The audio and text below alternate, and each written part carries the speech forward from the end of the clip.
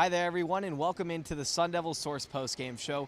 Chris Cartman and Blake Neiman here breaking it down for you. After Arizona State's 71-62 loss to Stanford, the Sun Devils now fall to 11-10 overall, 5-5 in Pac-12 play, and are now on a 3-game losing skid, tied for their longest this season. And it really came down to the end of the game. Stanford, a 17-2 run to close it out. It fell apart for Bobby Hurley and the Sun Devils down the stretch. Yeah, this has kind of been a running theme, the big stretches. They've had them in recent games and really kind of all year. Sometimes it's been to their favor, like when they played at Stanford, when they played at Cal, and they got the other end of that here tonight. Not good shooting team, ASU. We've seen that throughout the year. They struggle in the half court offensively. We knew that they wanted to play a higher pace game, and when they did that, it looked better. And when they weren't able to do it and they weren't able to make shots, Stanford has a lot of size on the interior.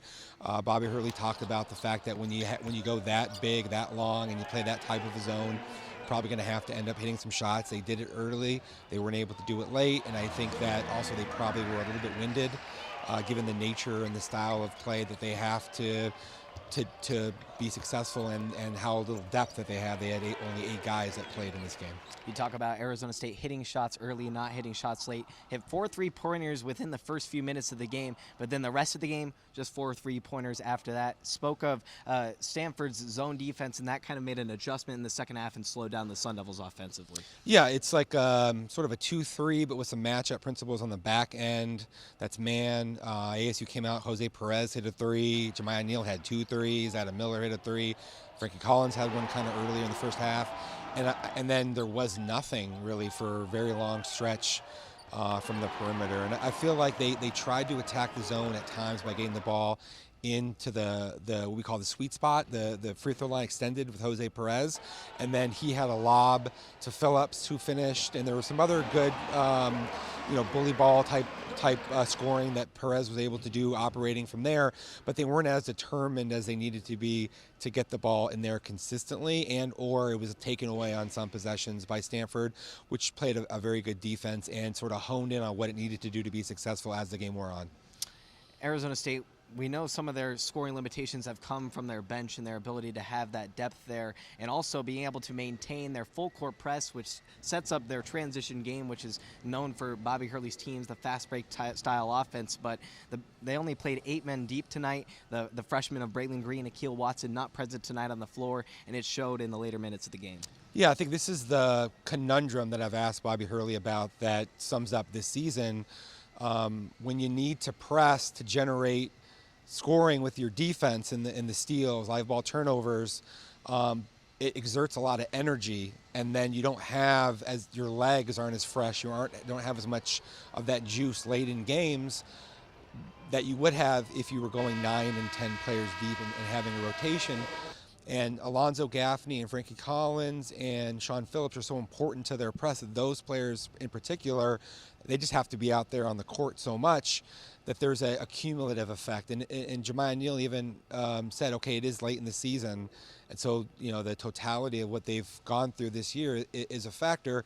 I'm not sure how you resolve that from a coaching standpoint, because you need to play that style in order to give yourself a chance to win games, but then also if you can't finish games, it undercuts it. And so that's the catch-22 that we see with ASU that has contributed to this losing streak.